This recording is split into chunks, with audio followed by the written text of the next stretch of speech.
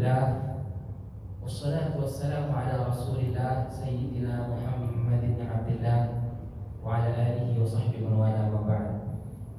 Asyhadu an la ilaha illallah wahdahu la syarika lahu wa asyhadu anna sayyidina wa habibana Muhammadan abdullahi wa rasuluhu la nabiyya ba'da. Allahumma shalli wa sallim ala sayyidina Muhammadin wa ala ali sayyidina Muhammad. Ibadallahi fa inni usikum wa iyaya bi taqwallah. Taqwa ilahil alamin fa innaha 'izzun wa 'izzun fid dunya wal marji'i.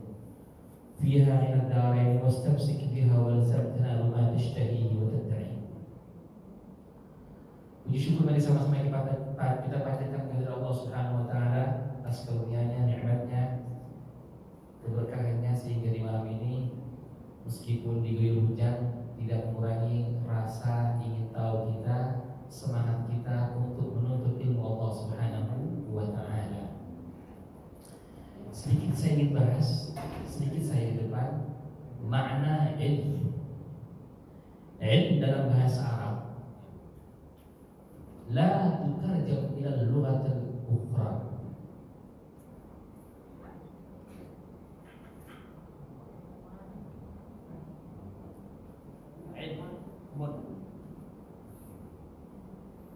Ini adalah bahasa frasa yang tidak bisa diterjemahkan dengan sains.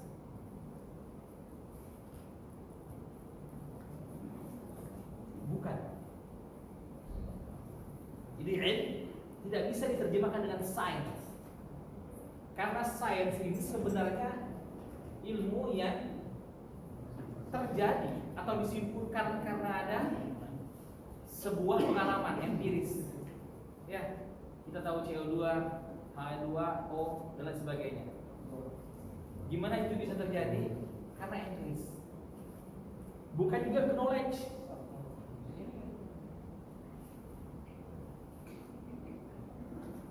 Apalagi information, bukan informasi. Dalam Islam, ilmu itu adalah nur, cahaya yang yadhifullahu bihi fi qulubil mu'min. Allah taruh di dalam hatinya orang beriman sehingga dia menjadi orang yang paling takut dengan Allah. Jadi ilmu yang Allah berikan itu mengantarkan kita pada muaranya nanti orang yang paling takut dengan Allah Subhanahu wa taala, sehingga Allah memastikan menginformasikan kepada kita innama yakhsyallaha min ibadihi ulama'u. Sesungguhnya yang takut kepada Allah Subhanahu wa taala adalah hamba-Nya, orang-orang yang berilmu atau ulama. Semakin dia ngerti dengan ilmunya, semakin untuk ilmu harusnya berbanding lurus dengan dia takut kepada Allah Subhanahu wa taala. Nah, kalau ulamanya sudah tidak menempatkan dirinya sebagai ulama, mencampur adukan dirinya dengan hal-hal yang syubhat, na'udzubillah, apalagi yang haram, kita lihat banyak label ulama tapi nggak takut dosa. Banyak dilabelin ulama tapi nggak takut sama Allah. Apa bukti dia nggak takut sama Allah? Setiap larangan Allah dianggap biasa. Panggilan Allah dianggap enteng. Orang semakin berilmu agama harusnya dia memiliki cahaya itu, sehingga dia orang yang paling dekat dengan Allah Subhanahu wa taala dan paling takut kepada Allah Subhanahu wa taala, takut neraka. Jadi surga itu sebenarnya bukan orang yang paling banyak amalannya. Ya, kalau kita mau terus terang, surga itu milik orang yang paling takut berbuat dosa. Kalau amalan kita mau dari lahir sampai meninggal nanti, nggak ada apa-apanya dibandingkan kalau diizinkan oleh Allah Subhanahu wa taala mata kita untuk ditimbang, nggak bisa. Salam bersama sama kita kepada junjungan Nabi Rasulullah Muhammad SAW, para keluarganya, sahabatnya, para pengikutnya, para pengikutnya senantiasa menghidupkan sunnahnya. Semoga Allah Subhanahu wa taala masukkan kita ke dalam golongannya, amin ya rabbal alamin. Dahulu kala ada seorang namanya Abu Sayyad. Ada seseorang namanya Abu Sayyad. Beliau ini orang yang sempat sukses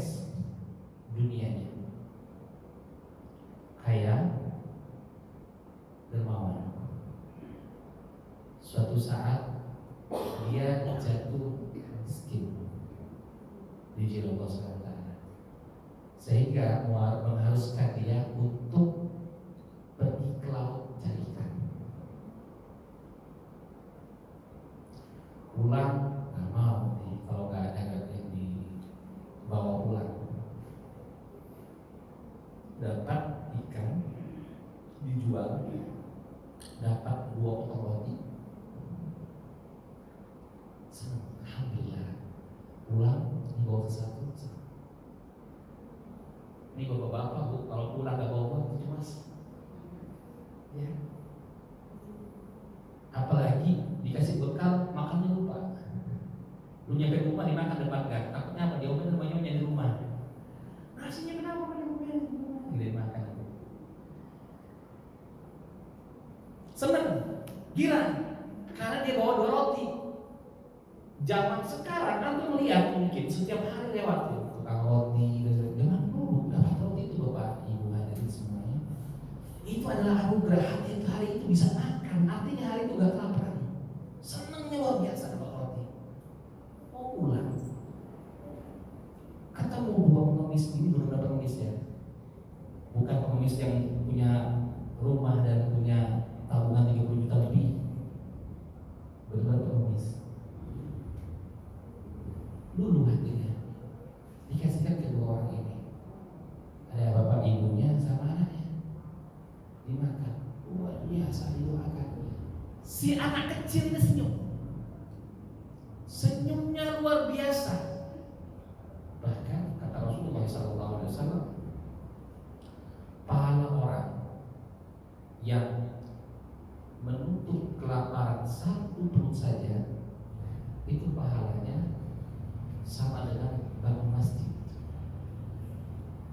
Orang lapar banget, antum kasih makan, itu pahalanya luar biasa. Ini orang waktu pulang gak tega, padahal ini roti atu-atunya buat anak bininya, tapi gak tega. Yaudah bismillah, semoga Allah kasih saya rezeki lagi. Kasih.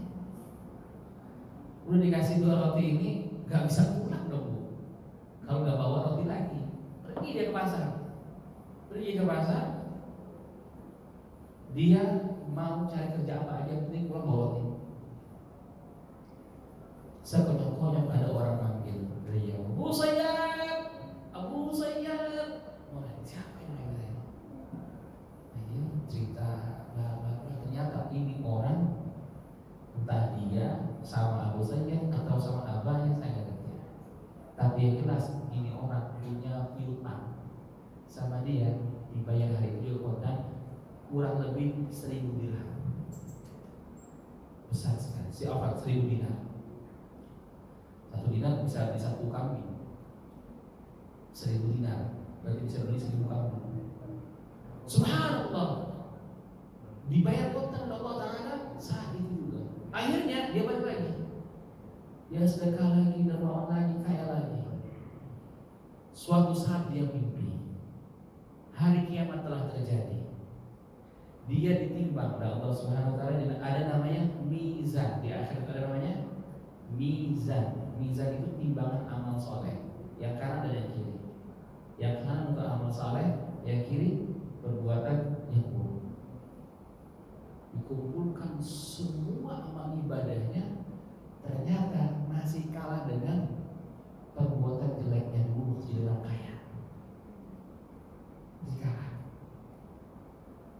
Kenapa?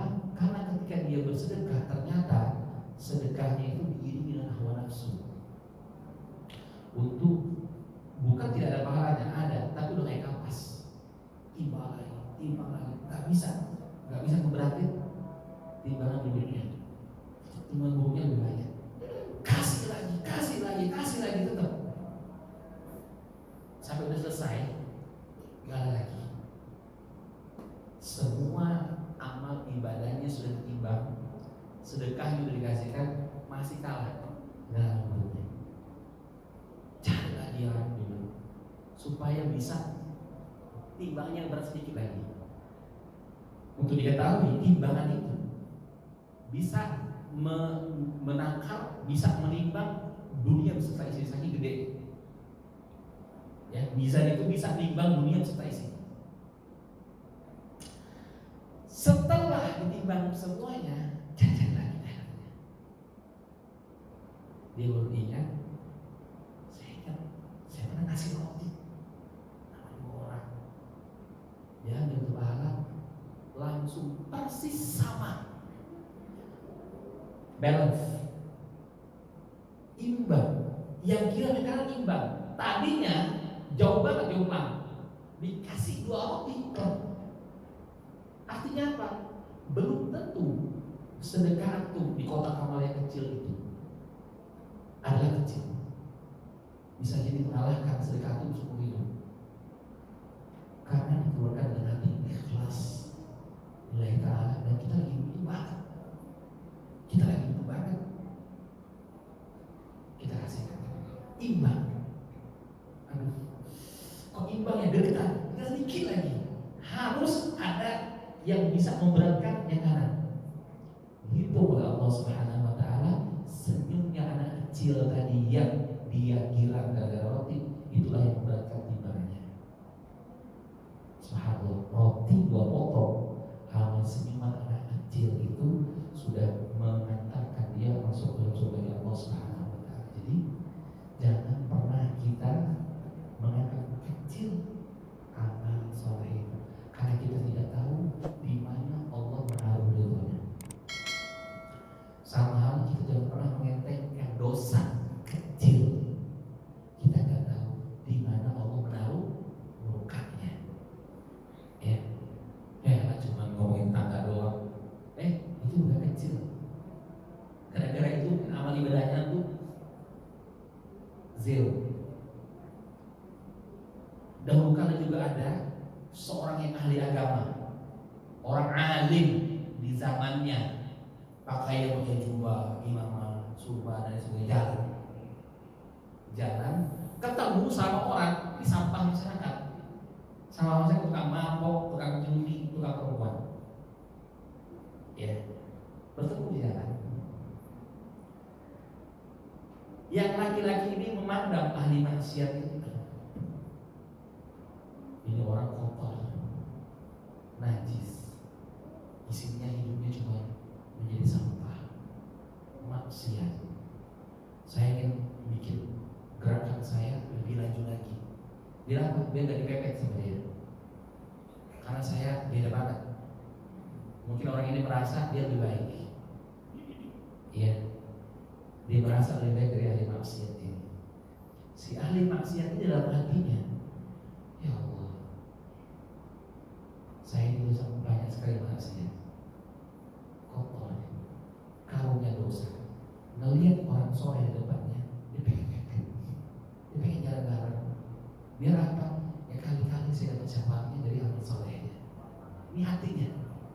Ketika jalan, Allah Subhanahu wa taala, guru malaikat pada zaman itu menginformasikan, wahai malaikatku, 2 orang yang jalan tadi kamu bikin 0 semuanya. Kamu bikin 0. Si ahli ibadah yang udah ibadah 60 tahun bikin 0. Karena dia merasa lebih baik dari hamba yang lain.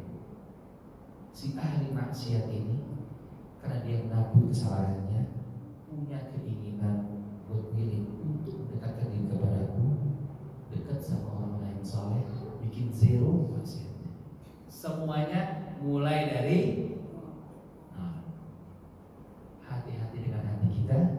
Jangan pernah merasa kita lebih baik, juga jangan pernah kita tenggelam dari maksiat. Jamaah dengan Allah Subhanahu wa taala, itu pengantar supaya kita mengaji tentang sholatnya ini lebih serius lagi. Ya. Jadi kita masih sampai pada sholat tapi masih di pinggirnya. Bagaimana pentingnya sholat itu sudah kami sampaikan pada 2 pertemuan sebelumnya.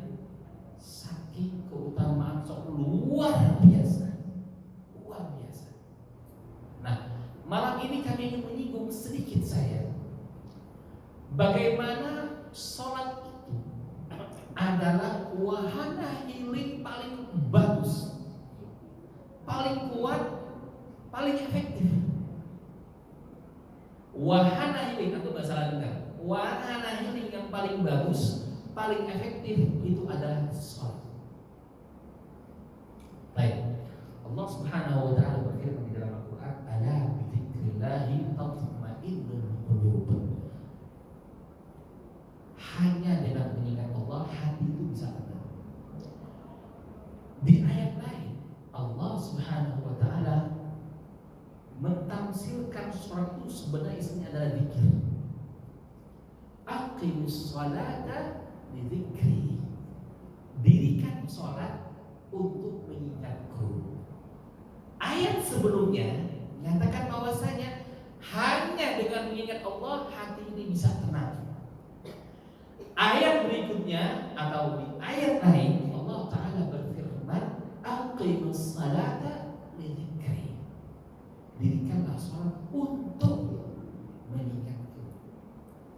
Sholat kalau isinya kosong, dia tidak mengerjakan sholat.